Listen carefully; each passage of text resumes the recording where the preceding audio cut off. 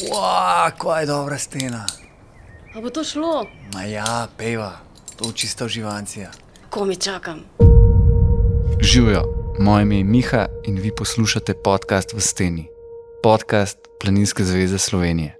Skupaj z gosti se bomo podali na različne plezalne in gorske pustolovščine, podoživljali in delili močne in pristne zgodbe. Zdaj pa prvešte se na vrv, dvojno se preverite in stopite z nami v steno. Čaka vas avantura. Natalija je začela športnim plezanjem pri 10 letih. Po začetnih učnih plezalnih letih je že v mladinski konkurenci postala mladinska svetovna prvakinja in to kar 3-krat. Sledila so leta Natalijinih tekmovalnih uspehov. Od zmag v svetovnem pokalu v težavnosti in pri balvanih kot do uspehov v skupnem seštevku v vseh 3 disciplinah. Postala je tudi evropska prvakinja v balvanih in v kombinaciji. Natalija je rada plezala tudi v skali. Preplezala je številne težke smeri, leta 2008 svojo najtežjo z oceno 8C+, šele kot 4. ženska kadarkoli. Tekmovalne uspehe je nizala vse do leta 2011, ko je zaključila svojo bogato in zelo uspešno športno kariero. Sledila je realnost življenja vrhunske športnice po končani športni poti. Diplomirala je na fakulteti za šport, trenirala mlade plezalke in plezalce, s partnerjem Juretom Brecelnikom je sodelovala pri različnih filmskih projektih, čakale so jo številne življenjske poti ter obveznosti. Leta 2015 se jima je z Juretom rodila hči, še istega leta pa je mlado družinico doletela tragedija, saj je Jure nenadno umrl. Soočanje s smrtjo partnerja in vse, kar je sledilo, je bilo kruto in težko. Natalija sama pravi, da težke življenjske preizkušnje lažje premaguje tudi s pozitivnimi izkušnjami, pridobljenimi v športu. Njen pozitivizem ji pomaga in s časom si je pomogla. Spoznala je Roka, njenega moža in skupaj z Elo živijo, kot pravi sama, izpolnjeno in ljubeče družinsko življenje. Življenje in šport sta izbrusila. In danes ima Natalija, kljub vsem preizkušnjam, še vedno iskren nasmeh na obrazu. Zaveda se, kaj je v življenju res pomembno in mnogo tega danes deli z nami v tokratni epizodi podcasta V steni, polna športnih in življenjskih modrosti, neizmerno srčna, optimistična in iskrena Natalija Gros Kunavr. Živjo, Natalija. Živjo, Miha. Kako si kaj? Odlično ob tej zgodnji uri. Hvala, da si prišla k nam v goste in da si se odzvala na tole povabilo. Pa bova za začetek se malo vrnila tam nekam, bom rekel, na sredino tvoje poti in sicer v leto 2011, ko si zaključila svojo tekmovalno kariero, svojo tekmovalno pot. A se zdaj, če se spomniš tistih občutkov ali pa tistega obdobja, no, se to ni bil en trenutek, ne, je bil verjetno en proces. Če gre zdaj z mislimi nazaj v tisto obdobje, kaj ti najprej pride na pamet, v spomin? Ja, v bistvu je bilo tisto obdobje kar intenzivno, predvsem zaradi teh sprememb, ki so se mi dogajale v glavi in telesu. Namreč odločitev o koncu kariere vse ni tako lahka in traja kar nekaj časa. Saj pri meni je, no, tako. Mi je trajalo kar 2-3 leta, da sem dejansko prišla do te točke, ko sem se lahko poslovila in rekla, da sem dosegla vse, kar sem si želela. In da sem potem postavila plezalke oziroma tekmovalni cirkus na nek način v kot.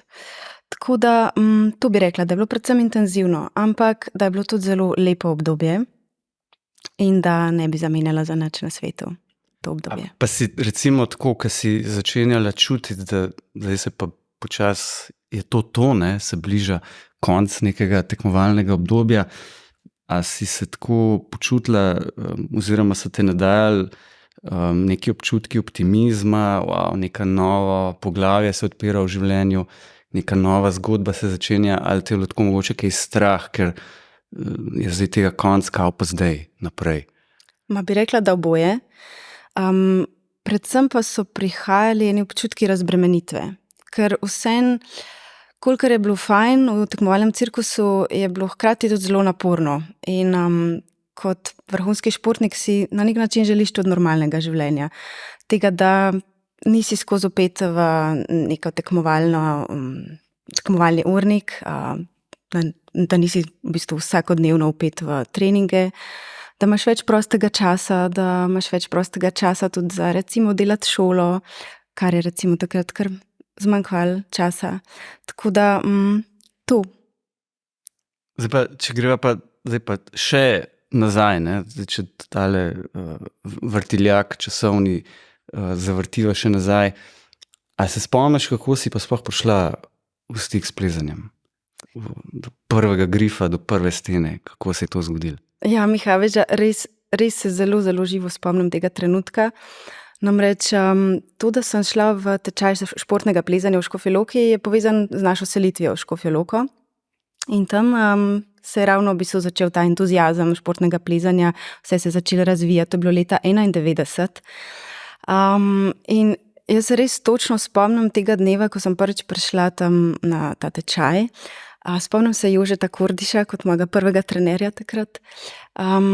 In trenutek, ko so nas usmerili na steno, so rekli, pejte plezati eno prečko. Se prav spomnim, šli smo iz desne proti levi in tisti trenutek, ko sem parila oprimek oziroma grif, prvič je bilo tako nekaj posebenega. Še danes imam toliko uživen spominu ta trenutek, da ti ne morem povedati. Zdi se mi, kot da je bilo včeraj. No? Elektrika čez telo. Ja, na nek način prav elektrika. Točno tako.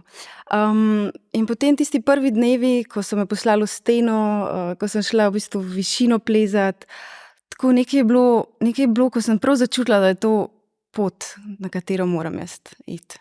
In pa si padla not, ali kako je to izgledalo? Nisem čisto takoj. Priznam, da sem v bistvu hkrati hodila na gimnastiko, trenirala sem gimnastiko, ki je bila sicer odlična osnova za športno plezanje, ali pa za katerikoli drug šport je gimnastika odlična osnova. Tako da v bistvu sem s časoma, ene 2 leti je trajalo, da sem padla res noter, ampak sem pa res ful rada hodila na plezanje. So pa tudi trenerji, predvsem takrat, kot sem že imela Jože Kordiš, Tomaža Ranta se spomnim, so opazili v bistvu mojo na nek način nadarjenost. Ful se spomnim, da so opazili to, da izhaja moje gibanje iz nog, kar je bilo v bistvu redkostno. Tako, ni bil čisto vsak za to, da je takoj pogruntal, da se je treba iz noge dvigati, ne da so roke tiste, ki vlečejo plezalca gor. In kje si potem pa iz nekega tega začetnega zgolj prisostvanja na nekih tečajih, treningih, pol začutila, da je pa tekmovati lušten? A veš, kako je bilo? Jaz načeloma sem imela ful velik strah pred višino, tako da to je bila ena taka stvar, ki me je zelo bremzala. Ampak ja, seveda, začela so se tekmovanja, šla sem na prvo tekmovanje, bila sem ful slaba, ampak nekaj v meni je v bistvu govoril, da me to drive, no? da me to res, jaz bi pa to delala. Ampak je potem kar minilo kar nekaj tekem, ko sem se borila tam nekje na 10. mestu. Potem me pa v bistvu pod okrilje prevzel Tomaž Rant, se spomnim, in pri njemu smo res ful trenirali. Tako res nas je po domače povedan gonil. In takrat sem jaz tudi zelo napredovala.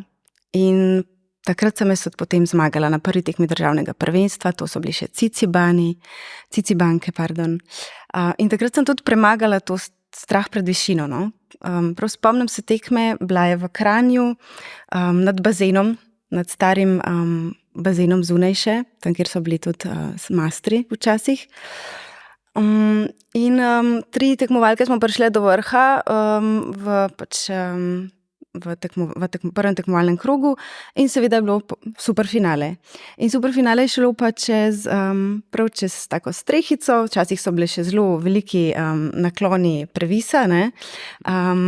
In seveda jaz sem bila na vrsti in če sem hotela plezati, sem mogla premagati ta strah pred previsom in pred višino. In takrat sem ga prvič. In od takrat naprej se mi zdi, da se je meni kar odprl nov svet. In si zmagala? Ne, takrat sem bila tretja, zelo vesela tiste medalje, ampak ja, kasneje sem pa potem začela zmagovati. In si pa že v mladinski kategoriji pravzaprav zlezla zelo visoko, ne? Tudi v svetovnem merilu. Ja, to je bilo eno zelo lepo obdobje. Moram reči, da v bistvu se ga zelo rada spominjam. Bila sem res, plezanje je bil zame sveto plezanje. Če bi mi vzel takrat plezanje, bi verjetno kar umrla, tako, res dobesedno. Namreč moram priznati, da moja plezalna pot je malo drugačna, mogoče kot od večine športnih plezalcev. Namreč dejstvo je, da sem v plezanju našla v bistvu nek beg pred realnostjo alkoholizma v družini. No? Tako, vse o tem sem že govorila tudi v mojem dokumentarnem filmu Magnezij in čokolada. In zato pravim, da je bilo sveto, ker pač je bilo to moje igrišče, kjer sem se v bistvu našla, kjer sem se lahko izražala v popolnosti to, kar sem. In mladinski časi so v bistvu izžarevali to mojo predanost. In ja, bili so zelo, zelo uspešni. Takrat sem tudi začela sodelovati z mojim dolgoletnim trenerjem Alešem Jensterletom, ki me je v bistvu vodil bolj kot ne čez vse te mladinske čase. In že na prvi tekmi sem zmagala. Prvo leto sem v bistvu že dobila medaljo svetovnega mladinskega prvenstva in kasneje potem sem postala 3-kratna svetovna mladinska prvakinja. Skratka, res so bili uspešni časi. In zelo, zelo rada se jih spominjam. In potem prestop oziroma preskok v članske vrste in potem svetovni pokal, kako pa je bilo tisto obdobje, ko si začela pa v najvišji ligi, bom rekel, tekmovati? Ja, to obdobje pa povezano s tem, da seveda je Martina Čufar odpirala ta vrata. Vrata v bistvu v svet svetovnega pokala. In Martina Čufar je bila v bistvu ena moja velika, velika vzornica. Jaz sem jo občudovala z odprtimi očmi. Sanjala sem o njej, preden sem šla spat, sem ji dala poljubček na plakat, ki je visel nad mojo posteljo. Skratka, v bistvu smešne stvari danes, ki ji povem danes, te stvari se seveda smejeva. In v bistvu bila ona eno tako veliko gonilo, da jo želim seveda dohiteti, ne? Seveda tudi prehiteti, ampak najprej dohiteti. In to je bilo ravno v tistem času, ko sem prestopila v članske vrste, oziroma ko sem lahko hkrati tekmovala v članski in mladinski vrsti. In takrat sem imela tudi več priložnosti trenirati z njo, jo spoznati.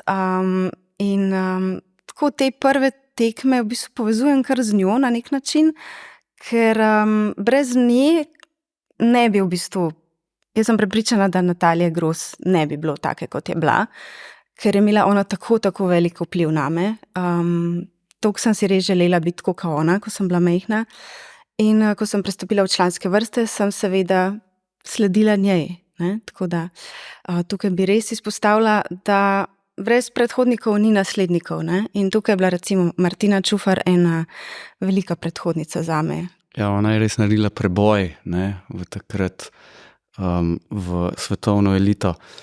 Ja, ampak ti si bila potem pa, no, si je pa zagotovo si je ujela, ne, po nekih uspehih in dosežkih. Potem si v bistvu držala ta stik z vrhom kar lep čas. In si bila del te karavane pravzaprav vrsto let, ne. Skoraj celo desetletje pravzaprav. Tako je, skoraj celo desetletje. Dejansko v bistvu 2001, Chamonix, 2001 je bila moja prva članska tekma. Tako kot si rekel, končala sem pa kariero 2011. Zdajle, ko sem pregledoval tele tvoje dosežke, sem tako, ne, pa sem takrat tudi spremljal malo to obdobje. Sicer sem jaz bolj alpinist v osnovi, ampak sem vseeno hodil vedno na kranjske tekme, tako ne. Zdajle sem gotovo, da si pa me popravil. 2001 si bila prvič peta, ko smo zaključili na zadnji tekmi, si bila pa menda tudi peta. Možno, ja. Možno. Na zadnji tekmi tako mogoče malo hecno naključje. Daj mi vseeno povej to obdobje vrhunskega športa, ne, to desetletje, ki si pravzaprav, ne, sama si rekla, koliko si bila noter v tej sceni, kaj ti je plezanje pomenilo in tekme in vse skupaj. Kako je pa to šlo, ta tvoj vrhunski šport, tudi sicer z ostalim tvojim življenjem, ne? Takrat si zaključovala šolo, pa pol faks, ne? kako si menedžirala, če grdo rečem, poleg športne poti tudi drugo tvojo plat, ne? In šolsko, pa tudi mogoče malo zasebno, oziroma vse, kar življenje zraven še prinaša. Ja, meni so doma vedno govorili, da je šola najbolj pomembna. V smislu, ko bom enkrat končala s plezanjem, bo v bistvu šola tista, ki bo štela, ne? Tako da to sem imela res vgrajen v sebi, ta push, da šolo moram dokončati. Seveda najprej je bila srednja šola, ki je šla sicer tako kot vsaka šola, 1., 2., 3., 4. leto, potem se je na faksu pa majčkeno ustavilo, no. Šla sem v bistvu na fakulteto za šport, iz vidika, da bom lažje usklajevala v bistvu športno kariero pa šolo, in sem jo res. Moram reči, da mi je bilo res veliko na nek način ugodnosti danih, lažje sem opravljala vaje, izpite, tako da to sem res zelo hvaležna fakulteti za šport. Tako ali tako pa, če seveda bojo oni tisti, ki bojo znali prisluhniti športnikom, a ne, glede na to, da je to fakulteta za šport. Res pa je, da je trajalo kar precej dolg časa, da sem jaz dokončala študij. Namreč, ja, vmes med tistim največjim rukarjem, ko sem res bila veliko od doma, ko sem res ves svoj čas bolj kot ne dajala v treninge, v tekme, je šola v bistvu zelo trpela in je bila zelo na stranskem tiru. Tako da takrat je nisem ravno znala uskladiti, niti je nisem mogla. In tudi prav je bilo tako, ne bi zamenjala za nič na svetu, ker je prav, da se posvetiš na nek način tudi eni stvari, več lahko daš od sebe, več energije. Tako da moja šola v bistvu se je zaključila šele 2016, to pomeni zelo, zelo pozno, ko sem imela na koncu samo še diplomo, skratka, pustimo to, malo sem bila prisiljena že v to, da diplomiram, hvala Bogu. Tako da sem na nek način seveda usklajevala šolo in plezanje, ampak v enem trenutku, kot sem rekla, je bilo vseeno v ospredju plezanje in treningi. Zasebno življenje pa mislim, da sem ga vedno znala dobro vključiti. Vedno sem bila človek, ki sem imela v bistvu tudi partnerje, fante. Mi je na nek način to vedno dajalo spodbudo, da sem lahko delala svoje stvari še boljše. Tako da, ne vem, če sem ti odgovorila na vprašanje. Ja, ker mogoče bi dodala še to, da si diplomirala pa tudi iz tematike plezanja, kar bi bilo skoraj čuden, če ne bi, ne. Ja, res je. Mogoče stavek ali pa dva, čistko, da kaj je bila ta diplomska naloga. Moj naslov diplomskega dela je bil Sodobni trendi športnega plezanja. Namreč, odkar sem jaz v bistvu končala s kariero, pa do nasploh, so se v bistvu te trendi zelo razvili, predvsem so bolj kompleksni ratali. Jaz sem v diplomsko delo zaobjela res, mislim, da neko manjši del teh sodobnih trendov, ki so bili takrat zelo aktualni. Zdaj, danes, ko smo leta 2023, je v bistvu moja diplomska naloga že majčkeno passé, a ne, ker so se stvari tako drastično spremenile v tem času. Ampak ja, takrat je bilo v bistvu to na nek način najlažje diplomirati v bistvu iz nečesa, o čemer največ vem, a ne. Ampak sem zelo uživala, ko sem pisala, no, to diplomsko delo. Koliko pa sicer spremljaš zdajle tekmovalno športno plezanje? Ali pa če si ga čez ta obdobja, odkar si nehala, ker jaz sem si zdajle pogledal tale tvoj film, ki si ga že omenila, pa bo mogoče še malo kasneje več kaj od tam, ampak se mi je pa spet v misel vrnila ta slika, kako je bilo pravzaprav plezanje včasih drugačno, oziroma ne, kako je tam v filmu je prizor, kako plezaš na Kranjski steni, ne, in kakšna je bila ta stena, oziroma kakšna je ta stena in kakšen je bil tip smeri oprimkov, in če to primerjava s tem, kar je danes, ne, koliko se je spremenil iz različnih stališč, kako ti, če spremljaš oziroma kako doživljaš te spremembe in razvoj športnega plezanja nasploh?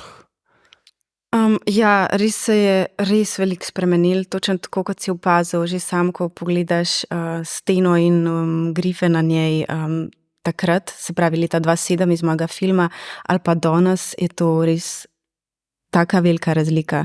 Tako kot sem že večkrat rekla, včasih je bilo telih volumnov na steni v bistvu tako malo za okras, tako kot nakit, ki ga daš Ali je bil pa nase. grif gor, ne? Ali je bil pa grif gor na šrafan, točno to. Danes je v bistvu smer ali pa balvan sestavljen samo iz volumnov in teh boksov, po domače povedan.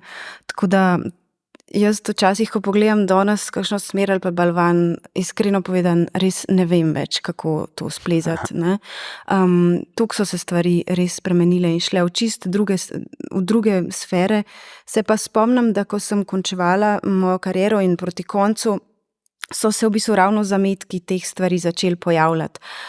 Zametki recimo skakanja oziroma jumpov, koordinacijskih gibov recimo predvsem pri balvanih, tega, da ti balvansko znanje oziroma znanje iz balvanov veliko pomaga pri plezanju smeri, ker se je ravno to zgodilo, da je danes težavnost v bistvu skupek večjih balvanov, ne. Ja.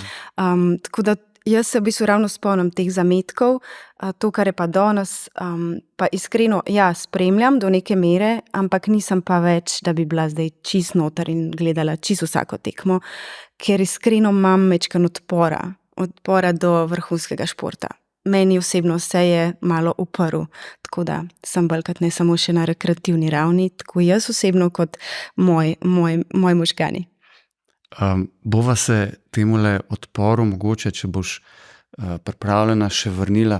Jaz bi se posebej še vrnil majčkeno nazaj v tole tvojo tekmovalno pot in sicer začela si bolj kot ne plezati v težavnosti.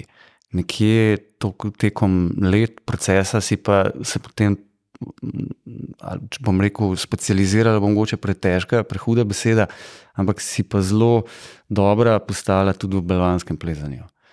A se spomniš, kako se je ta tok dogodkov odvijal, ta proces, in a ti je bilo v nekem trenutku balvansko plezanje bližje kakor težavnost, ali pač to bilo, ker so si tako počeli, ali ker je bilo pač to tako, ker je bila pač možnost, kako te je to pelalo?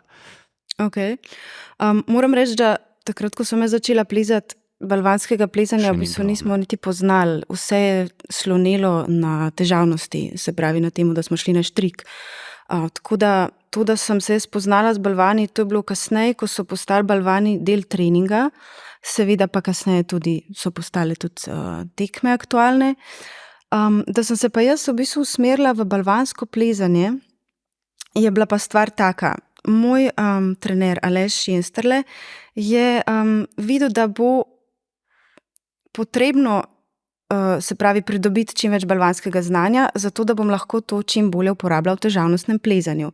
Hkrati se je takrat začela razvijati ideja o kombinaciji, se pravi, to je bilo takrat tako, da so se potem 2007 prvič seštele 3 discipline, hitrost, težavnost in balvansko plezanje, in so se na koncu v bistvu določili skupnega zmagovalca.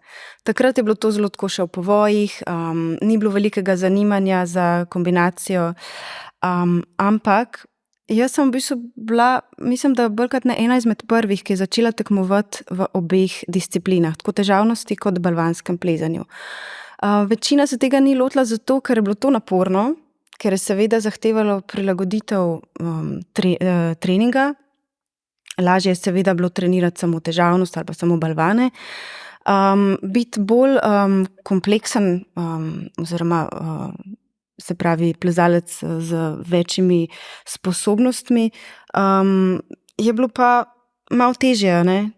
Ni bilo v bistvu v navadi, no? Tako kot mogoče danes, ko je tudi olimpijska disciplina kombinacije to naredila, da so se plezalci začeli spogledovati s tem, da je treba trenirati vse, ne? Naenkrat. Skratka.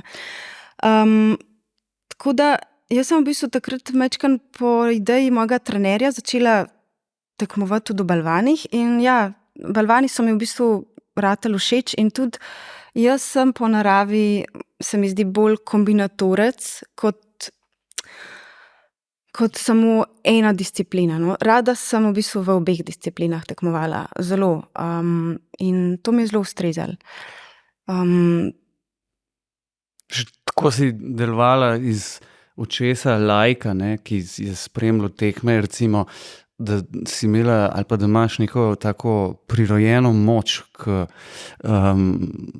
mogoče kakšna dekleta jo morajo bolj natrenirati, tebi pa, da si pa delovala, da ti je to kar prirojeno in kar gre. Lahko, da se jaz čisto motim, ne, ampak se mi je zdelo, da si bila tako zelo močna, ne.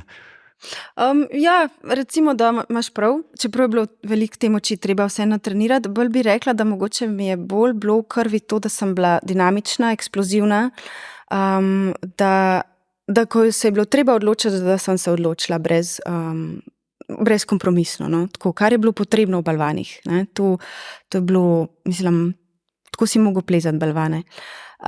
Danes je to sploh, če pogledaš, je vse samo brezkompromisnost, ne. Sploh pa, ko gledamo recimo Janjo Garnbret, kako brezkompromisno pleza. Tako da jaz bi rekla, da je bolj to, kot pa to, da sem imela prirojeno moč. Zato pravim mogoče zase, da sem bolj kombinatorka, da točno to, imam v sebi neke te predispozicije za balvane, sem imela že vnaprej in sem potem to mogoče lažje skombinirala skupaj s težavnostjo.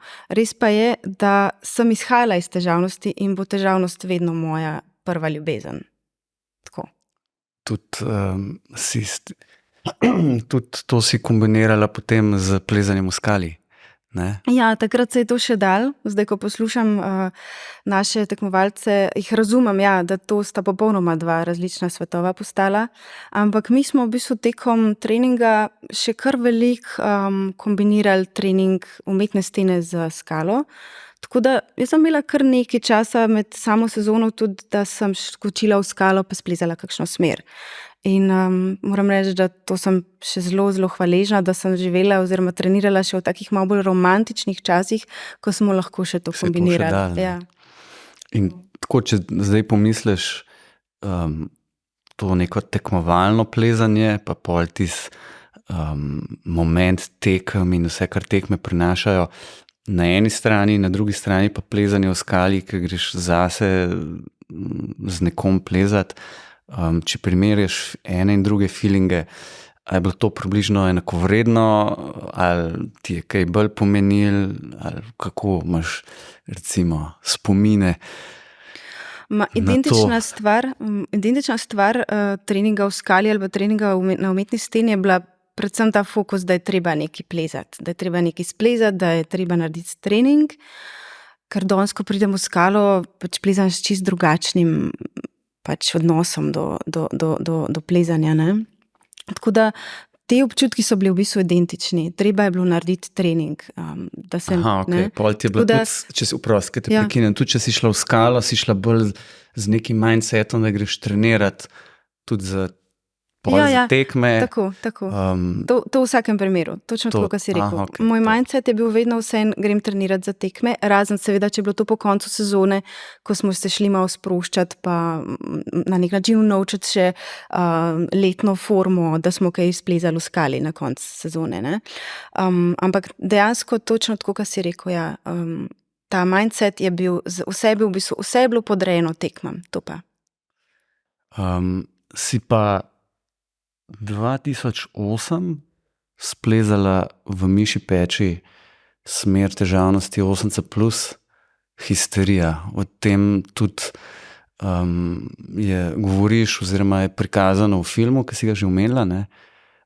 Chocolate. Moram reči, da ker sem gledal zdajle ta film, sem dolgo cajta, zakaj čok, sem razumel že od začetku, ker se magnezij dol pada in tudi pol parkrat, pa sem dolgo se spraševal, pa kje pa zdaj ta čoklat, in pol na konc, pa sem mogoče že vmes kaj spustil, ali pa na konc sem pol tudi to dojel, ampak če se majčkeno vrneš zdaj pa v spomin v to smer, ker zakaj, to je tvoja najtežja preplezana smer, pa tudi v tistem obdobju, če sem jaz prav ujel podatek, si bila šele 4. ženska, ki je splezala tako težko smer. To je pravzaprav tako velika stvar, v neki širšem konceptu športnega plezanja, na svetovni ravni pravzaprav in tukaj imaš tudi si zapisano ali pa še boš, ko bojo pisci zgodovine to začeli, ne, bo tam nekje tudi seveda, poleg vseh športnih dosežkov v tekmovalnem segmentu, ampak tudi tu si naredila en tak velik preboj. Dej nam malo opiš to smer, pa tiste občutke takrat, pa kako si se sploh zmotivirala za kaj takega in dobro kaj še sledilo. Dobro vprašanje. Smer histerija. V bistvu ima smer histerija eno tako širšo sliko, namreč jaz sem enkrat na enem festivalu dokumentarnega filma videla en dokumentarni film nekega Red Bullovega atleta. Jaz sem bila drugače sponzorirana od Red Bulla in jaz sem v tistem trenutku dobila idejo, da tudi jaz želim imeti svoj dokumentarni film. Tako prav, taka nora želja se mi je porodila ob tem. In seveda sem to željo izpostavila, se pravi mojim sponzorjem na Red Bullu in oni so seveda uslišali to. In takrat sem jaz spoznala v bistvu tudi mojega kasnejšega partnerja, Jureta Bricelnika, s katerim so v bistvu začela snemati moj dokumentarni film. In seveda on je rekel, da bi bilo super, če bi bila rdeča nit dokumentarnega filma ena težka smer, ki jo še nisem preplezala oziroma ki bi postavila nek moj nov mejnik. In jaz sem si v bistvu potem sem razmišljala pri sebi, kaj bi šla, še Martino sem spraševala, Martina, kaj bi ti predlagala, in na koncu sem v bistvu našla to smer, histerija, ki je bila tako v mišji peči, čist v bistvu na sredini mišje peči, zelo bila taka, oziroma zelo je taka simpatična, fotogenična, predvsem je dolga in predvsem je težka. Saj predvsem takrat je bila težka, danes 8C+, bolj kot ne plezajo že na pogled. Tako punce kot fantje pa sploh. No, skratka. In jaz sem si izbrala to smer, tako da ta smer je bila v bistvu v prvi vrsti mišljena za snemanje, za nabiranje materiala za snemanje mojega dokumentarnega filma. Smer je bila v bistvu tako, prvi del je 8A, potem je pa naprej gor do vrha 8C+. Jaz sem bila takrat v bistvu v življenjski formi. Tisto leto sem tudi recimo dosegla svoj najboljši rezultat v karieri, ko sem na Evropskem prvenstvu leta 2008 postala evropska prvakinja v balvanih in kombinaciji. Skratka, življenjska forma in pred mano smer, ki jo je treba splezati pred kamero. In to prvič. In zdaj, če ti povem, moj največji izziv do zdaj, do takrat, ko sem ga imela, je bilo seveda treba je bilo splezati to smer pred kamero, kar je bil enormno velik izziv. Jaz sem šla prvič to smer nekje decembra 2007 in sem jo v bistvu tako v 2 delih že povezala. Samo en gib mi je delal res težave, ker je bil zelo, zelo dolg. In jaz sem potem to smer začela plezati pred kamero, ampak me ni ratal in ni ratal in ni ratal. In skozi sem se na istem gibu ustavila in ali je bil pa, enkrat je bil ta gib, enkrat je bil v bistvu ta prisotnost kamere moteča. Skratka, imela sem kar veliko težav, ampak največ težav sem imela s prisotnostjo kamere, ker to je dodaten pritisk, ne, seveda. Tako da, potem sem pa v bistvu v enem trenutku prišla do tega spoznanja in tudi Jure mi je takrat rekel, Natalija, ne moramo zdaj hoditi dol v Mišo, samo zato, ker pač si ti rekla, da gremo, jaz moram plačati ekipo, jaz moram priti dol, takrat, ko boš res ready, povej, pa gremo, ne? Ker jaz sem pač to hodila večkrat in seveda rabila sem malo tudi te izkušnje, da sem se soočila s tem mojim strahom in pritiskom, ampak ja, v enem trenutku je imel tudi on že poln kufer in je rekel, zdaj se pa zresem, ne? Zdaj pa res pa je plezati to smer takrat, ko boš pripravljena. Tako da, ko sem ugotovila, da ko bom plezala to smer čisto sam zase, ne zaradi kamere in ne zaradi filma, bo stvar pač uspela. In dejansko potem tudi je. Prav spomnim se datuma, bil je 26. marec, ko sem jaz to smer tisti dan v drugem poskusu splezala in mislim, da moj krik v filmu pove vse o moji sreči, predvsem tega izziva plezanja tako težke smeri pred kamero. Tako. In zadoščenje, ki je prišlo pri plezani smeri, veliko Ja, enormno. neizmerno. Res veliko. Saj pravim, da moj krik v filmu pove vse. Res sem bila ful vesela. In tako kot si rekel, ja, vesela od tega uspeha. Takrat je bil v bistvu to res velik dosežek. Bila sem 4. ženska na svetu takrat, ko je splezala tako težko smer. Tako, kot sem Očitno rekla. je bil pa Jure tudi vesel, da ni bilo treba več v mišjo hoditi. Sej to, ja. On je bil pa vesel, zato ker je vedel, da se bo lahko dokumentarni film oziroma zgodba o njem lepo razpletla, pa tudi to, da smo končali s snemanjem. Ja. To. Si bila pa takrat pravzaprav, jaz se spomnim, bili so neki filmi od Martine tudi, mogoče malo krajši, ne tazga formata, spravo si bila tudi tukaj neka pionirka morda, če lahko tako rečem, na tem področju, v Sloveniji seveda.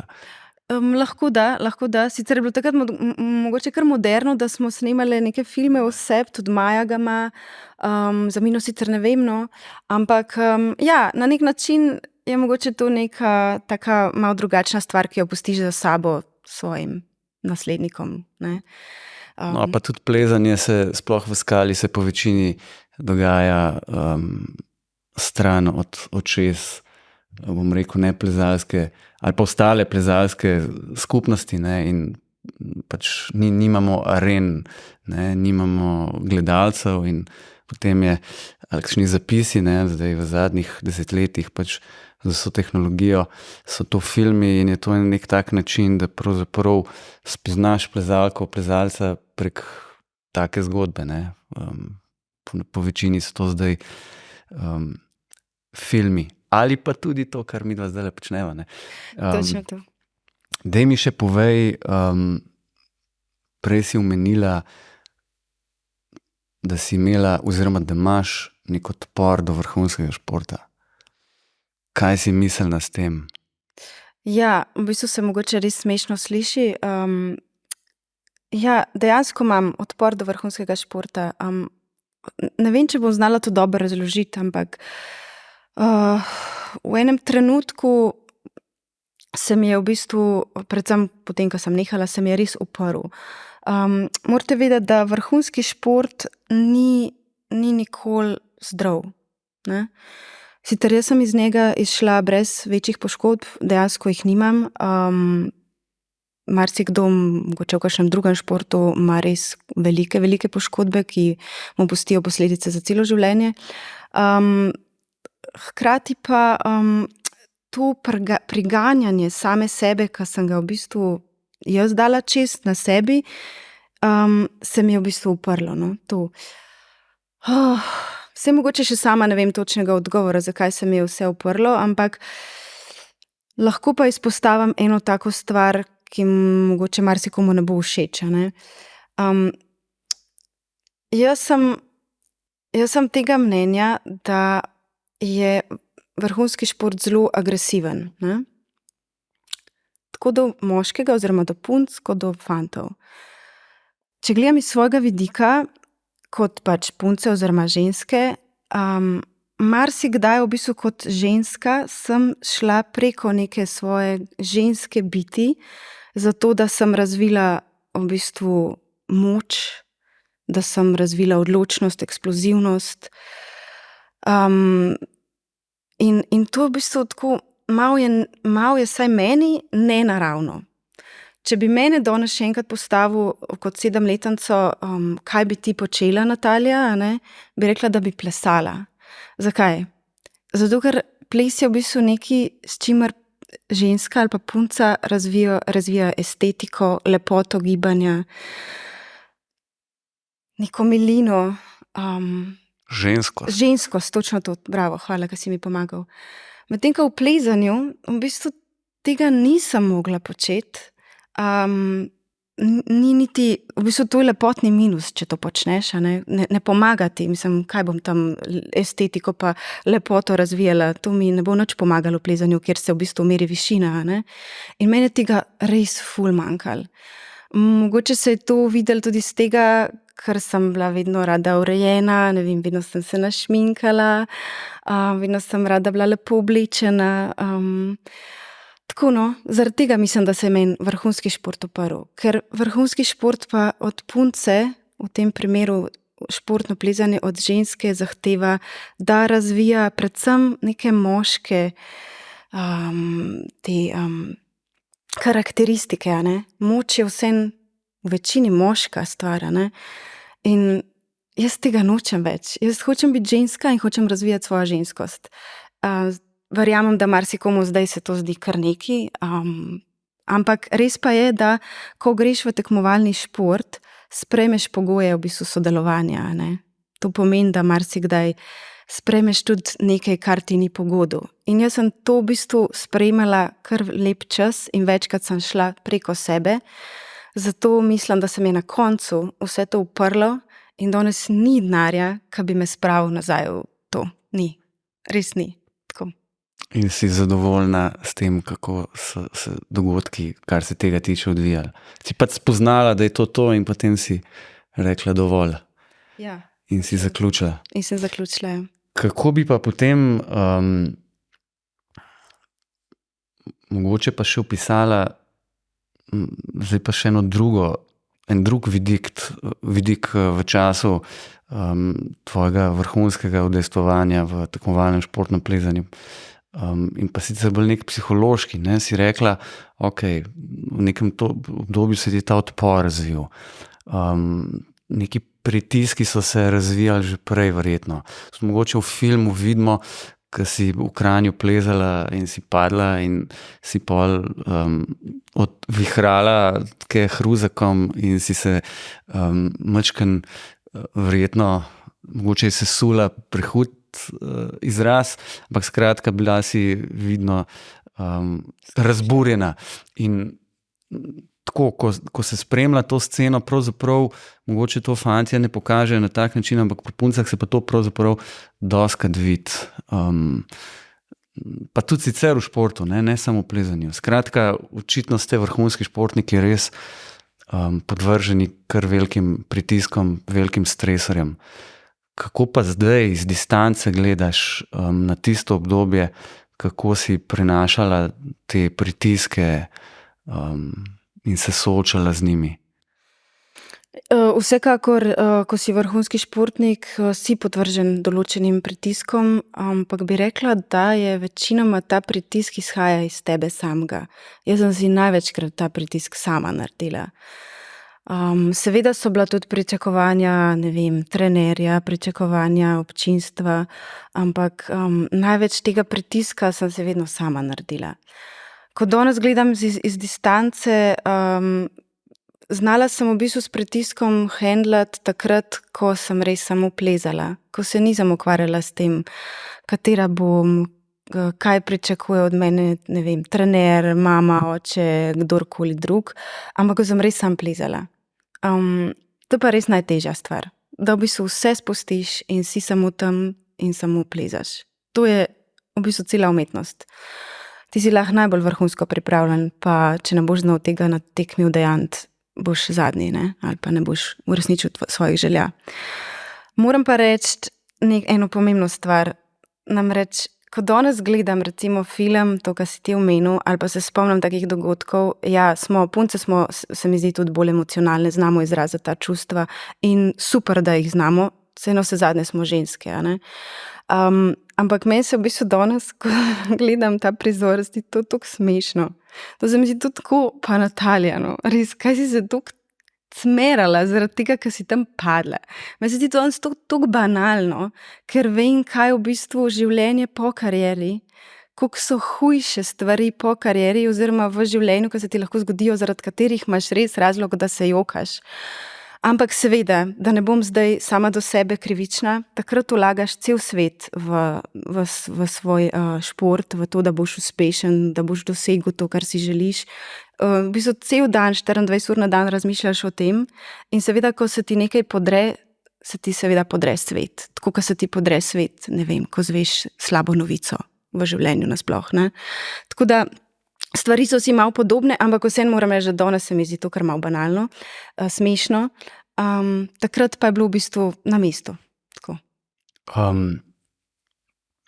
Še eno stvar bi se dotaknil in sicer, če zdaj spet iz distance gledaš na to obdobje, ne? Sploh, ker je bilo to obdobje odraščanja, zaključovanja srednje šole, potem ti se odločila tudi za univerzo, si študirala, si je tudi zaključila. Sočasno si pravzaprav naredila vrhunsko kariero, ne? Ampak če pogledava tako mogoče malo širše, veliko punc, veliko fantov je podobno treniralo to, kot ti, morda, ne, pa so tekmovali, pa je mogoče si niso, bom rekel, priplezali takih uspehov, kot si jih ti, na primer, ali pa recimo Martina pred tabo, ali pa pol Maja, Mina in to, kar danes vidimo pri Jani, ne.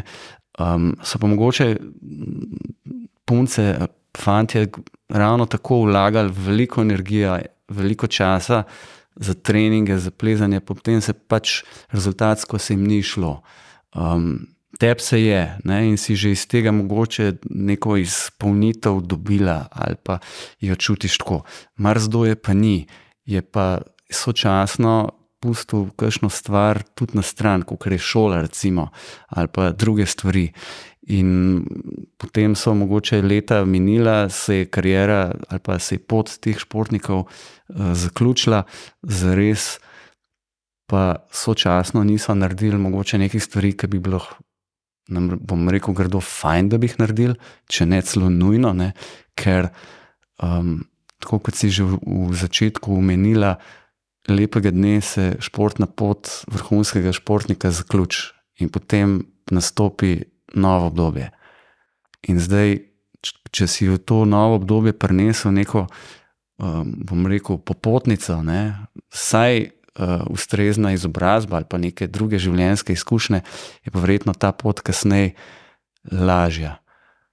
Sicer zna biti pa težja. In zdaj, če se pa osredotočava na ta del, ko si zaključila, kako se je potem življenje tebi odvijalo? Ja, tako kot sva začela v bistvu najin podcast s tem vprašanjem, se pravi leto 2011, ko sem zaključila. To, kar sem ti že povedala, si pa omenil oziroma vprašal si me, ali me je bilo kaj strah, ne? In moram reči, da ja, v bistvu grozen strah sem občutila takrat, predvsem zato, ker ne veš kam, ne veš kako, v bistvu čutiš eno veliko praznino. In točno to se je zgodilo pri meni. Po letu 2011 sem v bistvu jaz bila 3 leta kar izgubljena, tako, čisto iskreno. Nisem vedela kam, nisem vedela, česa se oprijeti, seveda sem imela takrat še zakončati faks, to sem vedela, da je ena taka rešilna bilka v narekovaju, ki me pač vodi naprej. Ampak vseeno v bistvu kar naenkrat ostaneš brez neke dnevne rutine, brez nekega fokusa, cilja, ki te v bistvu spremlja prej 15 let. Vsak dan imaš nek fokus, če ne drugače to, da greš na trening in da je vse podrejeno temu, ne. Tako da moram reči, da tista 3 leta sem se jaz kar lovila, ampak v bistvu so bila the best leta. V smislu, predvsem sem se spočila, si nabrala nove energije, veliko sem potovala, takrat sem v bistvu bila tudi že z Juretom skupaj, tako da mi se takrat kar veliko potovala skupaj. Bila sem v bistvu neobremenjena, imela sem vse neko zadostno količino finančnih sredstev, da sem se lahko preživljala, hkrati sem pa se kmalu v bistvu po koncu kariere začela udejstvovati poučevanje oziroma treniranje plezanja. Tako da sem na nek način ostajala še vedno v kontaktu s plezanjem. Skratka, no, da grem naprej. Potem je v enem trenutku seveda pride trenutek, ko si moraš reči, da moram iti pa tudi še nekaj drugega delati, pa sem si našla eno zelo zanimivo službo, ki je bila tako čist XY, ne, ni bila nič v zvezi s športom, bila v bistvu v zvezi z mediacijo, ki me je tudi vedno privlačila. Skratka, jaz sem potem tudi kmalu zanosila, ker seveda pride trenutek v življenju punce, ko si zaželiš otroka, in sicer to bilo pri mojih 30-ih, in jaz sem potem takrat tudi rodila punčko Elo, to je bilo februarja 2015. Potem pa v bistvu je sledilo eno tako zelo lepo obdobje 5 mesecev, ko smo bili v bistvu lepa, srečna družinica, zdravi, živi, vse okej. Potem pa prišel v bistvu en četrtek popoldan, bil je 16. julij, ko se mi je v bistvu svet pa res obrnil na glavo. Zato sem prej omenila, da se danes smejim tistemu trenutku, ko sem jokala pod steno, ne, ker tistega res vročega četrtka 16. julija 2015 sem imela res velik razlog, da sem jokala. Prišli so mi v bistvu sporočiti, da je Jure v bistvu nenadno umrl v času snemanja. On je snemal dokumentarne filme, bil je v Bruslju, snemal je takrat zadnji dokumentarni film Zadnji ledeni lovci. In meni se je v bistvu takrat svet obrnil na glavo. Jaz sem kar naenkrat v bistvu ostala sama z punčko Elo, bila je stara 5 mesecev pa pol. In ja, tako. To je v bistvu tista stvar, ko si rečeš, da so vsi tisti problemi, ki so bili v vrhunskem športu, so bili majhni, a ne. Ampak ena pozitivna stvar je bila pa to, da sem jaz imela neizmerno željo in energijo vse to premagati. Namreč, kolikor je bilo hudo, je bil v meni en tak velik survival mode, se pravi boj za preživetje. Predvsem pa borben duh, ki sem si ga v bistvu privzgojila tudi tekom športne kariere. Jaz zlepa nisem spustila grifa na steni in zame je bil na steni edina pot navzgor. In v tej situaciji je bilo identično. Zato pravim, da brez te popotnice, ki sem jo v bistvu dobila tekom športne kariere, ne vem, kako bi sfolgala to v bistvu situacijo in vse to, kar se mi je takrat zgodilo. Tako da življenje se mi je precej zasukal. Tako da ja, da ti še tebi pustimo do besede. Kaj sem opazil tudi v tvojem filmu, če sem prej opisal tisti trenutek, ko si padla in si potem pač imela čustveno situacijo, reciva temu, je bil potem en izmed naslednjih kadrov pa to, da si rekla, da to je tako v športu in sicer v življenju in da treba iti naprej. In to si zdajle ravno kar razložila, kako tvoj mindset deluje tudi v takih trenutkih, ki si jih zagotovo tisti, ki pač tega nismo doživeli, ne znamo niti predstavljati. Ob tako veliki izgubi, sploh v takem obdobju, mora človek imeti res moč, da se potem pravzaprav sestavi nazaj in lahko potem, to boš pa ti zdaj povedala, živi naprej normalno življenje oziroma karkoli zdaj ta normalnost pomeni, ker verjetno vprašanje, kako se ljudje tako splošno ob takih situacijah soočamo, tako težkih življenjskih situacijah. Skratka, nimaš nek prirojen pozitivizem ali neko, da je treba borbati in da je treba situacije pač preiti in če tudi so tako težke. Ja, jaz mislim, da ga imam res. Mogoče ne prirojen, bolj pridobljen. Pridobljen tekom v bistvu življenja. Namreč ni mi bilo ravno poslano z rožicami v otroštvu, mladosti, tako sem se v bistvu mogla kar boriti za obstanek, za obstoj. In to se je meni osebno na steni zelo poznalo. Če primerjava morda nekoga, ki ima materialno recimo ali pa tudi emocionalno doma vse, kar mu lahko nudijo starši, ali pa nekoga, ki v bistvu nima materialno veliko, pa nima tudi veliko mogoče neke podpore, ljubezni tudi. Recimo, ja, da ne bom zdaj preveč nočem na nikogar kazati s prstom daleč od tega, je v bistvu izhodišče moje tako, da sem se znala res boriti na steni ravno zaradi tega, ker nekaterih stvari nisem imela. In to je bila v bistvu ena moja velika prednost. Pred nekom, ki je v bistvu doma imel vse. Ker kot sam veš, ko si na steni, se moraš znati fajtati, po domače povedano, se moraš znati boriti, ne smeš spustiti, iskati moraš rešitve. Nobene druge poti ni, kot to, da ali padeš, a ne, ali pa greš, ali padeš, ali pa greš navzgor, no, to sta edini dve možnosti. In zame je bilo v bistvu vedno možnost, kot sem rekla, samo navzgor. Tako da jaz bi rekla, da je to bolj pridobljeno tekom mojega življenja in seveda to se je izrazilo potem tudi kot moj modus operandi v tej situaciji in v katerikoli situaciji, s katero se zdaj srečam, je v bistvu to moj modus operandi.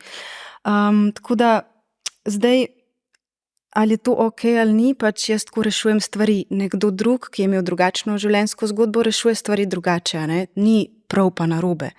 Ampak si pa prav opazil, ja. Koliko pa misliš, majčkeno si že odgovorila, da ti je pa pač vsa ta športna pot pomagala pri razvijanju tega modusa operandija, ker imeti to lastnost je pravzaprav zelo dobro, ne? Da nam rekel banalno koristno, ker pač življenje imamo eno samo in treba je ga živeti po možnosti čim lepše, čim boljše in enim bolj, enim manj na pot pridejo težki trenutki.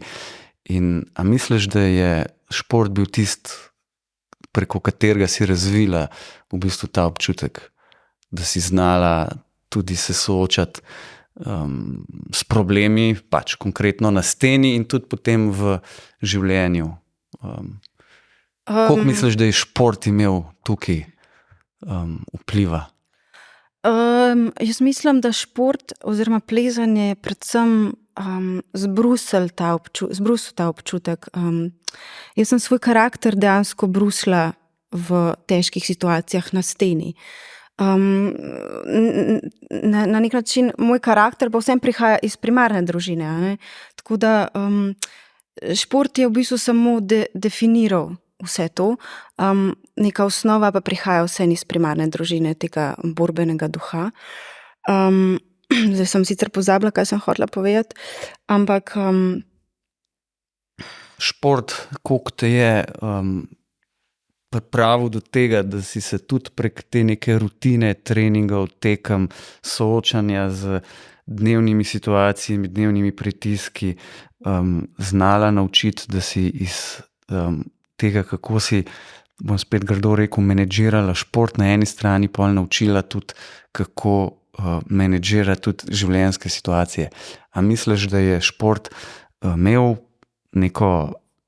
nek zadosten, da nam rekel velik vpliv na to, ali misliš celo mogoče, da je pa vseeno prišlo to tudi od kje drugje, mogoče od družine, si podedvala od kakšnega staršev, kakšno to lastnost? Ne, vsekakor, imaš prav, šport je imel velik del pri temu, vsekakor. Mislim, na vse zadnje se, tako kot sem že rekla, tekom treninga in se pravi vseh preizkušenj, ki te čakajo med treningom in tekmami, se ti brusaš, se brusi tvoj duh, karakter, kakorkoli. Tako da jaz mislim, da je imel seveda šport veliko vlogo pri temu in tako kot sem že rekla, vsekakor vse to mi je enormno pomagalo pri tej situaciji, da sem jo lahko prebrodila. Ampak bi pa tukaj eno stvar omenila. Sicer ta borben duh in ta preživetveni nagon, ki sem ga v bistvu jaz na nek način v plezanje dala in ga uporabljala tam, da sem se borila na steni in bila zato tudi boljša in boljša, je mogoče funkcionalen samo do ene meje, a ne? Namreč in to se je tudi pri meni zgodilo. Namreč tam nekje do 3. letnika srednje šole sem jaz lahko na tak način funkcionirala, da sem da sem se borila na tak način, da je to moje preživetje. Ampak potem pa je v enem trenutku prišlo do tega, da sem se jaz spraznila. Tako da, kot sem rekla, vsaka stvar ni vsaka stvar čez celo obdobje enako funkcionalna. Ne? Tudi pri meni je bilo tako. Tako da, če se spomnim nazaj, 4. letnik srednje šole sem jaz v bistvu pauzirala ravno zato, ker sem se na nek način spraznila. Ker ta preživetveni nagon in ta, kako sem rekla, se pravi, modus operandi, ki sem ga omenila, ni več imel istega efekta, kot ga je imel prej. Tako. Jo, zdaj se mi zdi, sva malo zabredla. Ampak ja. Ma ne, lej, če tako človek samo pazuje tvojo športno pot, pa če poveže ta glavne trenutke, ki so se ti zgodili, si pravzaprav v življenju doživela že, bom pogostilniško rekel, vragem polne. Od velikih uspehov, športnih, do zelo lepih stvari, do zelo težkih preizkušenj. In zdaj, če nazaj majčkeno pogledaš, pa če se mogoče, ker si tudi rekla, si imela tudi, si se v nekem trenutku oziroma v nekem obdobju ukvarjala tudi s trenerstvom, si bila mogoče celo neka mentorca nekim mladim. Ampak če zdaj pogledaš recimo mlade punce, mlade fante, ki tekmujejo ali pa začenjajo trenirati športno plezanje, ne nazadnje tudi kaj drugega, kaj bi recimo mladim puncem, glede na to, da si ženska, jim sporočila recimo v neko obdobje tam odraščanja kot izkušena, bom kar rekel ženska, ki ima že kar nekaj za sabo. Ja, hvala, ker si me vprašal to, ker bi res rada povedala nekaj na to temo. Namreč, glede na vse, kar sva zdaj govorila o najnem podcastu, glede o tem, kaj se je dogajalo v športni karieri, potem pa ta v bistvu izkušnje po karieri, predvsem življenjske preizkušnje, ki so res tiste, ki te res definirajo v končni fazi.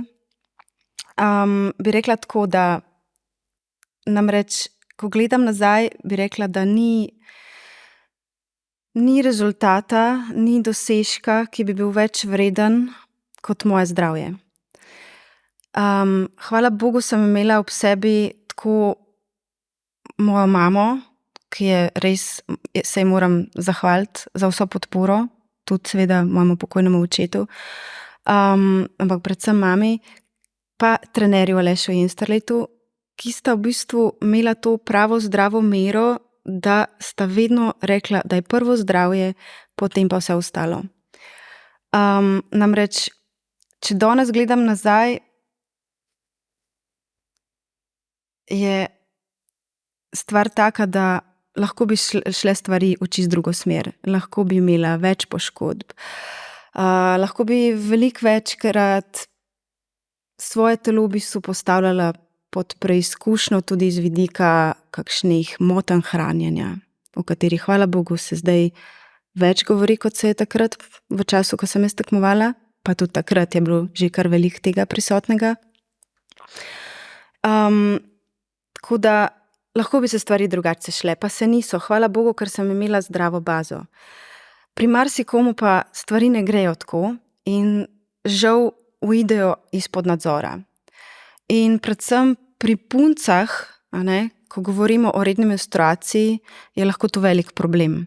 Predvsem v kasnejšem času, ko ti končaš s kariero, ko pridejo druge želje, druge prioritete na planu.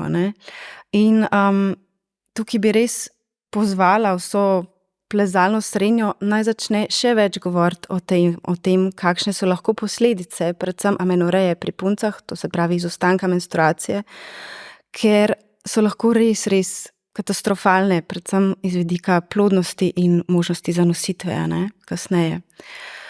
Tako da moje sporočilo tukaj je predvsem to, kar sem rekla, da ni nobenega dosežka, ki bi bil več vreden kot zdravje športnika in da je treba že mlade športnike, ki že začenjajo svojo pot, športnike, izobraževati, se pogovarjati z njimi o morebitnih teh poteh, ki vodijo v napačno smer, ker res te hitro potegne v bistvu ta želja potem, da si še boljši, da v bistvu samega sebe bolj kot ne hiraš, da ne ješ pravilno, tako kot bi mogel, da preveč treniraš, da premalo počivaš. Skratka, res prehitro se zgodi, da greš v napačno smer. In ko greš, je lahko že zelo prepozno, še posebej, če morda ob sebi nimaš pravega človeka, ki te ustavi, ki reče, zdaj pa dovolj,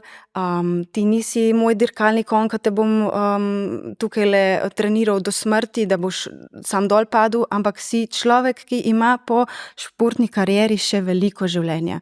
Ker vsi vemo, da vrhunski šport je tam nekje do 25. 30. leta. Redki so tisti, ki so po 30. Večinoma so to moški.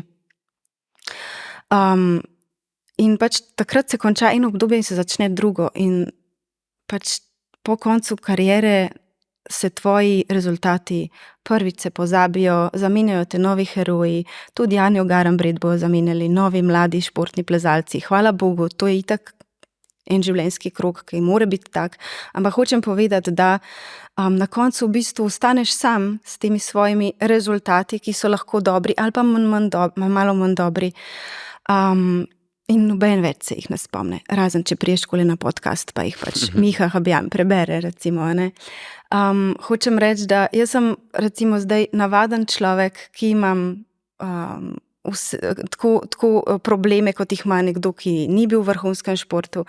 In na koncu je pomembno, kako ti predvsem znaš reševati te probleme, te življenjske probleme in situacije. Ne kakšne medalje si v kitu za vrat za ceno tega, da si, ne vem, da imaš polomljeno ramo, roko, da imaš, ne vem, tudi manj do končni fazi čist narobe naštiman, tako.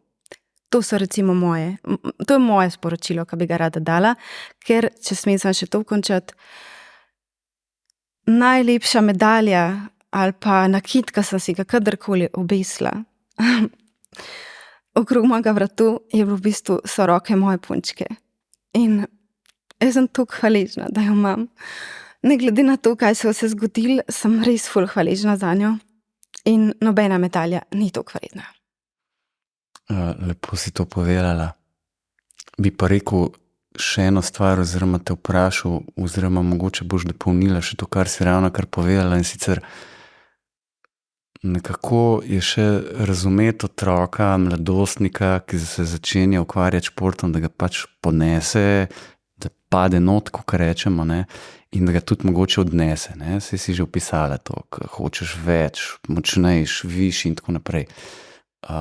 Ampak verjetno v teh trenutkih so pa potem pomembni starši, ki pa pač morajo zaznati neke, če zdaj posplošam, mogoče stran poti od neke zdrave poti, udejstvovanja v športu, recimo konkretno v športnem plezanju, tudi alpinizmu ali pa pravzaprav kjerkoli, pa tudi trenerji, ker samo dej več, hitrejš, močnej, višje, hitreje in tako naprej, pelje potem v to, kar si ti zdaj govorila. In kako pa vidiš ti, si tako lepo opisala svojo vlogo, oziroma kaj ti največ pomeni, in verjamem, da to vlogo tudi kot mama doživljaš, in kaj bi pa rekla staršem, ki v bistvu imajo svoje otroke v različnih športih,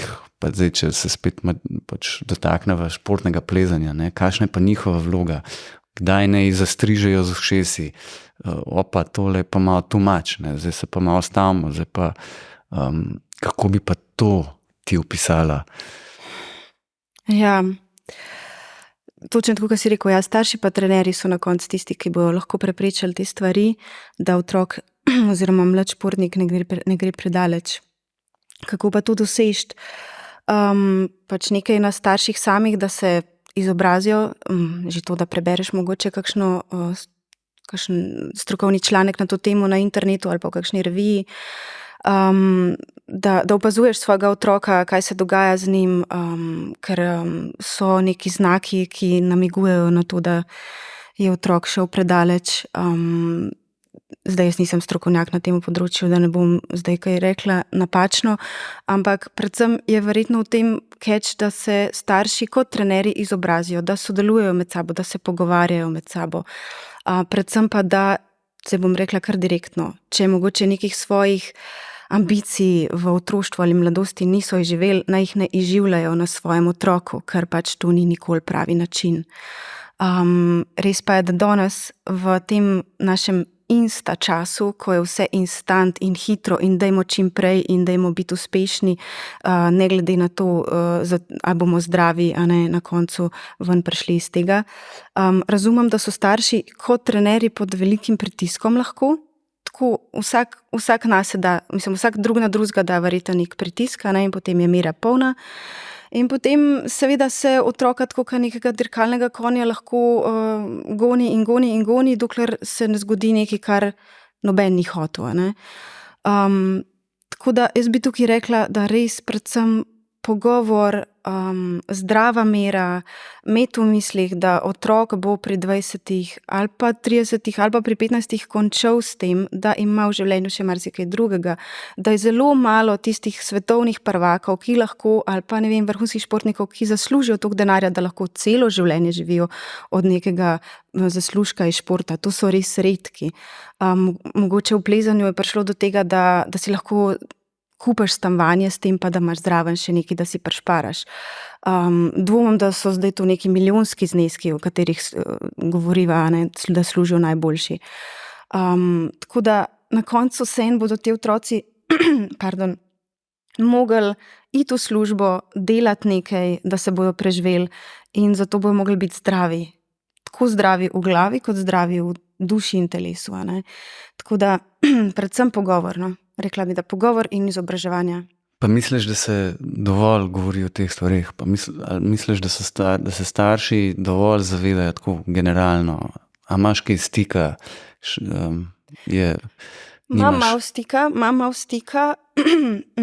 Moram reči, da še vedno delujem v klubu, sicer zdaj pri začetnikih, ker mi je to res v bistvu največje veselje delati s čisto tistimi najmanjšimi, ki se šele navdušujejo za športno plezanje. Delujem v klubu, se pravi Športno društvo Korenjak, kjer je res načrtno zastavljeno to izobraževanje staršev in pogovor z njimi, tako da se o tem veliko govori, vedno se lahko še več seveda. Bi pa rekla, da morda v drugih klubih, ne vem, to nimam stika, se pa morda še premalo, to ne vem. Vedno se pa lahko na splošno še več o tem govori, ker, tako bom rekla, zelo dobro je zadnjič rekel v enem izmed tvojim podcastov Uroš Perko, ki je rekel, vsi mislimo, da je šport, ukvarjanje s športom pa nekaj najboljšega, da to pa ne more biti nobene škode na posameznika. Ampak ni res, ne? Tudi šport je lahko škodljiv, če ga izvajamo preveč, če ga izvajamo nepravilno, če je to mogoče neka kompenzacija nekih stvari oziroma nekih problemov, ki so v primarni družini. Tako da ni nujno, da če se otrok ukvarja z športom, da bo pa samo zdrav. A priori vse ok. Ja, da bo a priori pa vse ok. Ni res. Imamo tudi probleme v športu, ne? Se jih je tudi sam omenil, tako da super podcast, drugače tudi z njim. Tako da to bi rekla, no. Pa tako sej mogoče nehvaležno vprašanje, če bi zdaj gledala nazaj, bi mogoče, a si bila v kakšnem trenutku, ko si razmišljala, grem levo, grem desno, pa si se pač odločila za nekaj, bi morda danes kaj drugače naredila, pa ne zato, da bi tvoje življenje zdaj probala ocenjevati, je bilo ok ali ne, ampak mogoče spet kot neko sporočilo nekomu, ki pa je na nekih križiščih odločanja, recimo spet v športu, ne, bi mogoče kakšno stvar drugače zapeljala v preteklosti. Misliš glede treniranja? Ja, ali pa nasploh glede tvojega plezanja, zlasti tekmovalnega. A veš, da moram prav razmisliti, ampak mogoče ni slabo, ker če bi bilo kaj zelo narobe, bi že rekla, tisle je bilo. Pa bi rekla, da če bi lahko kaj spremenila za nazaj, bi spremenila to, da bi bila veliko bolj easy going, v smislu veliko bolj tako sproščena, da se ne bi toliko obremenjevala, Ali z uspehi, ali z rezultati, ali Ja, če imaš kaj drugega v s mislih? tem, da se moram dokazati sama sebi, da bi rada to dosegla, kar drugače bo konec sveta, da bi več uživala. To. Mislim, da bi se več igrala. To je ena stvar, ki je v bistvu vrhunski šport, saj pri meni, in ukvarjanje s športom, ki sem začela v bistvu zelo hitro v tekmovalno sfero iti, da sem v bistvu pozabila se potem kasneje igrati in uživati. Predvsem še več uživati, no tako, da ne bo zdaj pomote, da sem trpela. Jaz sem super noro uživala v tekmovalnem cirkusu. Ampak če bi lahko nekaj spremenila, bi to, da bi še bolj uživala na drugačen način, da bi se več probala še igrati.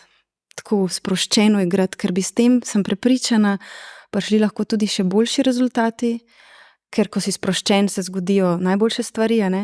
Seveda, ne preveč sproščen, da ne bo pomote, ko imaš ti spravi fokus, ampak ko si sproščen, tako ko gledamo Janjo Garnbret, ko ima nasmeh na obrazu, vemo, da je na nek način v svoji pravi koži, a ne? Se dobro počuti. In to je tisto, kar bi spremenila. Eko, to. Sam to pa, kot sem rekla, res najtežje. Res. Ni lahko, res ni lahko. Pa človek mora res skozi neke procese, da se tudi nauči tega, oziroma da prideš do točke, da to dojameš, da je to pomembno. Ne? Točno to, dobro ste Smo rekli. mladi, tudi kaj še ne vemo, ne? Pol kasneje ugotovimo marsikaj. Ja, če pomislim danes z mojimi možgani in mindom, ki ga imam zdaj, če bi lahko tekmovala takrat z njim, bi bilo, si predstavljam, da res še veliko drugače in bi bila veliko bolj nevarna lahko. Ampak bova pa mogoče rekla, da zato je pa res na starših to, pa tudi na trenerjih, da v nekem obdobju znajo usmerjati tudi svoje otroke. Ne? Tudi kasneje, ko so že mladostniki, ki to mogoče teži, ne? Da jim prikrajšajo kakšno, bom grdo rekel, stranpot, ali pa da jim olajšajo kakšno pot s kakšno pravo usmeritvijo. Ne? Si predstavljam, da je to tako. Vsekakor si prav povedal. Zdaj bi te poprašal, tvoja hči je zdaj že, koliko je stara? 8 let, 7? Glej pa zdaj že 8, dobrih 8. A pa kaj nakazuje, da ima Natalijine gene, jo kaj navdušuje skalovje, ples morda? Ne, naša šport sploh? Naša Ila pa prav nobenega večjega entuzijazma in želje ne pokaže za plezanje. Moram pa reči, da mogoče tukaj je tudi neka moja napaka oziroma, kako bi rekla, odgovornost, no. Nisem ravno ful, da bi zdaj plezat hodila vsak vikend, da bi jo mogoče s tem navdušila. Mi smo zdaj res, rajš imamo druge stvari, no. Radi gremo tudi plezat, ampak ni pa plezanje na prvi na seznamu za neko preživljanje prostega časa. Ful radi pa hodimo v hribe. Meni je recimo to ena taka meditacija, ko mi je super, to aerobno gibanje, ki ga v bistvu prej v plezanju ni bilo, ne? Ta hoja, ko lahko v bistvu misli kar spustiš, da grejo svojo pot, ker pri plezanju imaš vedno en fokus, ne moreš razmišljati o neki drugi stvari, ne? Tle pa lahko hodim, predelujem in tako da veliko hodimo v hribe. Tako da to, no. To pa mislim, da jo sem jo navdušila za hribe, no. Ja, pa še razgled. Gre rada? Ja, pa tudi zelo dober hod. Tako da mislim, da bo imela bolj to kondicijo, no, kakor kaj drugega.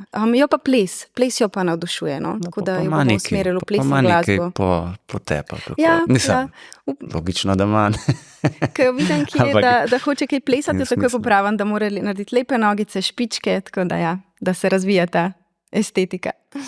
Če pa že greš plezat, pa to kako izgleda? A greš v kakšne centre plezalne, ali greš v skalo? Ali...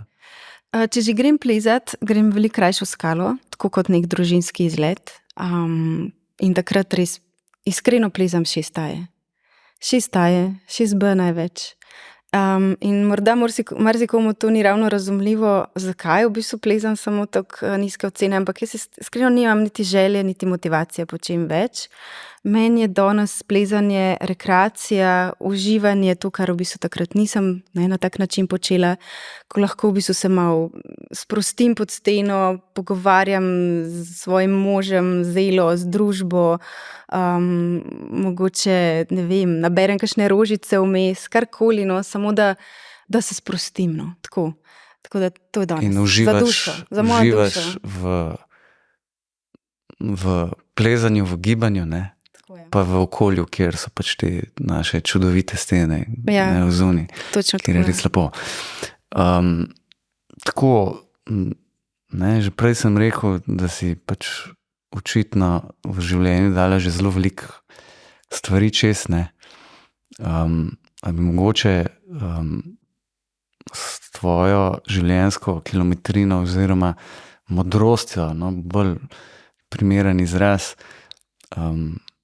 morda še dodala kakšen moder pogled, ne, glede na to, da imaš tako bogato in izkušeno tekmovalno in življenjsko pot, če bi zdaj nekim mladim tekmovalkam, tekmovalcem ali pa nekim športnicam, športnikom še mogla kakšen nasvet dati ali pa kakšno pametno misel ali pa staršem, ne, nazadnje. Čakaj, zdaj si me našel, sem mislila, sem že vse povedala. Pretežko mogoče, no, saj zares si zelo veliko že povedala. Ja. Pejte ven, pa plezite, pa uživite. Predvsem bi mogoče tem mladim športnikom rekla še to, da ja, super je tekmovati pa plezati na umetni steni, ampak jaz menim, da je pravo plezanje še vedno v skali, ne glede na to, kaj se dogaja v bistvu v tekmovalnem cirkusu in kam gre v bistvu ta svet, ker gre res v čisto popolnoma druge sfere. Pravo plezanje je še vedno v skali. Te občutki tekočega gibanja, stopanja na tiste majhne stope, ko res začutiš to tvoje središče telesa, kako v bistvu prenašaš težo. To res na drugačen način doživljaš v skali, kot pa na umetni steni. Tudi ta dotik skale z roko, to je čisto drugačen občutek in res jim želim, da bi našli čas ali pa voljo ali pa predvsem veselje, da bi šli tudi ven v skalo, da bi našli te prave občutke plezanja, ki so na umetni steni, ali pozabljeni oziroma transformirani so v neke druge občutke, no, tako. Tako da pejte v skalo, pejte plezat, balvane, karkoli, zabavati se. Na končni fazi je to, da se družiš s prijatelji tudi, da raziskuješ balvane smeri, kakorkoli, odkrivaš nove rešitve v tistih balvanskih problemih ali pa smereh, je tako ena taka dragocenost, no. Tako da to sem zdaj tako malo filozofsko povedala, ampak to je ena stvar, ki recimo je mi jo v bistvu najbolj mi jo manjka, ker jo imam še vedno premalo v tem času, ko sem zdaj, ker primanjkuje časa za to. Hkrati mi je pa najbolj ostala v spominu iz plezanja, to gibanje, to popolnost gibanja v skali, ki je drugačno kot na umetni steni. Nekje si tudi zapisala oziroma si pa celo rekla, se ne spomnim, da je plezanje šola za življenje oziroma šola za ljubezen. Ja, to je iz mojega filma, ja. Ampak to ni moj citat, moram povedati. Ja. To je citat, ki sem ga jaz, v bistvu mi ga je povedal moj prvi trener Jože Kordiš. In jaz sem si to zapomnila od tistega trenutka, ko sem izvedela. Tako da ja. Ja, in še vedno mislim, da je res. Plezanje je šola za življenje in jaz lekcije iz plezanja uporabljam v življenju. Tako da. Saj mislim, da si skozi tale pogovor že tole opisala skozi različne izkušnje. Bi pa vprašal še, kaj pa danes Natalija počne?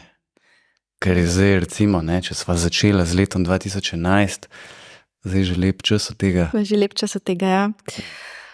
Ja, veš kako, po v bistvu, se pravi smrti Jureta, sem bila na nek način primorana prevzeti njegovo produkcijsko podjetje. Dejansko sem takrat se borila za preživetje, ne, tako predvsem finančno, kot tudi sicer. Tako da sem po sili razmer pristala v produkcijskih vodah. Ampak sem v bistvu začela v tem zelo uživati in zelo lepe stvari so se mi zgodile in ful sem se novih stvari naučila. Dejansko sem prestala v bistvu v nekem poklicu, ki si nisem nikoli mislila, da bom prestala kot poklicu neke producentke oziroma nekoga, ki organizira produkcijo in se ukvarja z vsemi stvarmi, ki pridejo zraven filmske produkcije. Tako da potem sem v bistvu dokončala vse njegove filmske projekte za njegovo filmsko ekipo in to je bilo zelo eno tako intenzivno obdobje, tudi, kakor je bilo naporno, je bilo tudi zelo lepo, ker smo dokončali vse te stvari. Potem sem v bistvu za kratek čas te stvari majčkeno spustila iz rok in šla v plesni šov Zvezde plešejo, ki je prišel takrat kot ata na mamo, tako se reče po domače povedano, v moje življenje, ko sem v bistvu res rabila sem v bistvu nekaj za svojo ranjeno žensko dušo in ples je bil v bistvu takrat nekaj najboljšega, kar se mi je lahko zgodilo.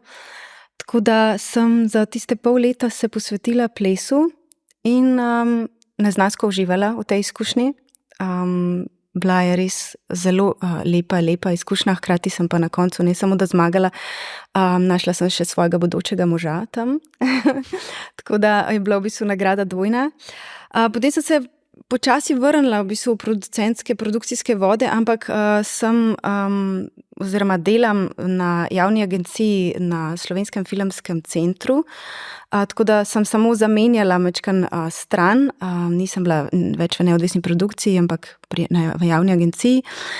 Zdaj pa iskreno povem, da me je po zadnjih 3 letih enih takih preizkušenj osebnih, ki niso povezane več z tem, o čemer sem prej govorila, me je pripeljalo življenje do te točke, da sem se odločila, da zamenjam področje. Da grem nazaj v šport. Ne vem še točno kam in kako, oziroma nekaj vem, sem ne bi rada še preveč izdala, da ne bom prehitro rekla, ampak vsekakor zapuščam producentske oziroma filmske vode, ker mislim, da jih je bilo dovolj. No, vsezadnje je to v bistvu področje, ki je bilo podedovano, tako nekako. In moja duša in srce sta vsekakor v športu. Tudi na vsezadnje sem diplomirala oziroma sem študirala šport, tako da je to v bistvu moj poklic in se vračam na njega. Ja. K koreninam. Tako je. In k sebi. Tako da me čaka novo obdobje, novo staro obdobje na nek način. Natalija, po svoje lahko rečem, wow, za vse, pravzaprav ko te človek takole danes posluša in če si samo majčkeno proba zamisliti, kaj vse se ti že zgodilo, to sva danes že povedala in s kakšno energijo in tega naši poslušalci ne bojo videli, jaz pa to vidim, kako imaš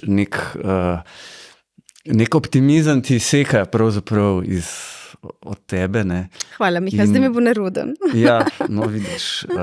In je to tako zelo lepo slišati, da po vseh pripetljajih si še vedno tako vedra in vesela in zreš z nekim optimizmom in v prihodnost. To pa res. Pa še veseli smo lahko bivši navijači, da se tudi vračaš morda celo v šport in te bom morda ali pa kdo drug v narekovajih pocukal za lase, pa ko bo čas, boš mogoče tudi kaj več o tem. Lahko me pocukaš za lase ali pa za rokavko, kar želiš. No. Čez kakšno leto bo že veliko drugače po mojem. Za zdajle pa iskrena hvala, pa vse dobro. Hvala tebi, Miha. Res z velikim veseljem sem prišla. Moram pa reči, da morda razmisli tudi v podcastu, da tebe intervjujejo, ker mislim, da imaš tudi ti veliko stvari za povedati. To pa morda lepega dne, ko bo čas zrel za to, mislim pa, da še ne tako hmalo. Ko bo zrel, tako da najlepša hvala. Hvala tebi.